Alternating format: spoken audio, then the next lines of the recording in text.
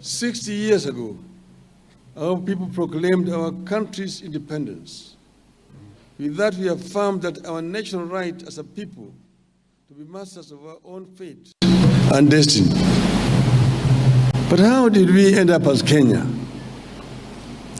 It is important that you go back into history. Kenya, the name Kenya was coined much later by missionaries. There's many versions to it, saying a missionary, I think it was called Mr. Rebman, was talking to Mkamba around Mount Kenya, and he said, they were talking about Kinyaga. And the Zungu said Kenya. He was talking about Kenya. But then this geographical space called Kenya was drawn in over 100 years ago in Berlin, at the Berlin Conference, where the imperial powers met. And at that time, there was scramble for Africa. So they decided to partition Africa, 1884-85.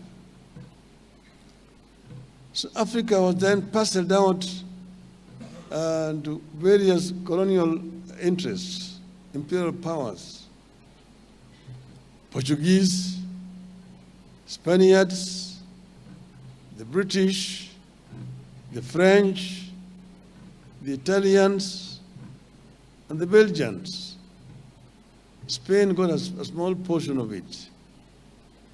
So this is how these maps were drawn. And these maps were drawn artificially in Berlin without any regard to the people who were living in Africa. So Africa was artificially divided among the imperial powers. That's why you see that borders among many African countries are straight lines. If you see a border with Somalia, it is a straight line. One line inside and one straight line and another line outside. Our border then Tanganyika was a straight line from Lake Victoria all the way to the Indian Ocean. It was only in 1860-something, because Tanganyika was given to Germany, to the German territory. And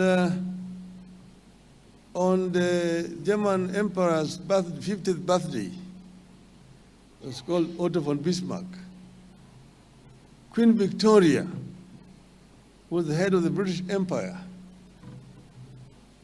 in a gesture said that on your 50th anniversary, I give you the highest peak in Africa, Kilimanjaro.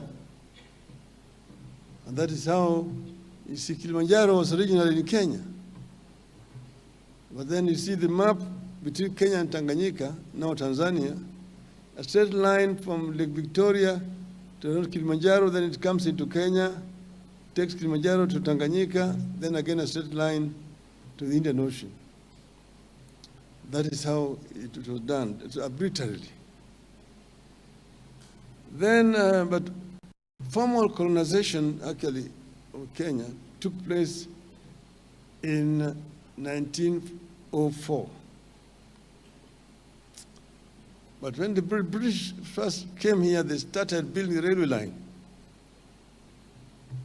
By building a railway line, and they built a railway line from Mombasa.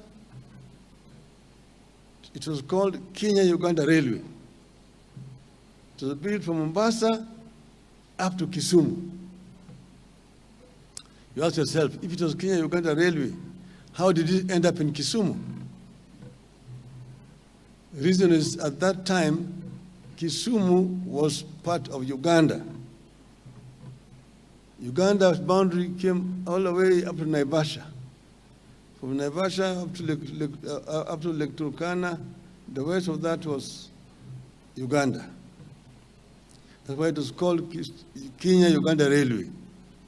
When it reached Kisumu, it had reached Uganda. From there, they were now taken by ship across the lake to Port Bell in Uganda.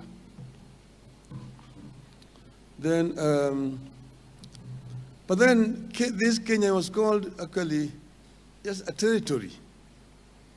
It was actually run by a company called British East Africa Corporation. They were just using it for hunting, coming to search for gold and ivory. But then came one colonial master, one imperialist by the name of, his other name, but later on he became known as Lord Delamere. He came through Somalia on a horseback. And when he came on a horseback, he arrived on Mount Kenya. And then he saw a very beautiful land around Mount Kenya. He came down through Laikipia into what is the present day Nyahururu, what they called Thompson Falls at that time, into the Rift Valley, through Nakuru, Njoro, Eldoret, or Singishu, up to Mount Elgon.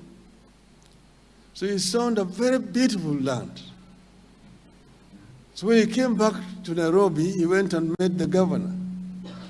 He told the governor that, look, you have a beautiful land here, which is ripe for large-scale agriculture. You have built a railway line from Mombasa all the way to the west. The railway line will have nothing else to transport. It will be transporting goods from Mombasa to interior, but on the way back, it will be going back empty. To make this railway line productive, you need to introduce large-scale agriculture. So this is now Lord Delamere. And I'm ready to go back home and campaign and bring white settlers to come and settle here and do large-scale agriculture on condition that you agree that each person I bring here will get 10,000 acres free, plus black laborers.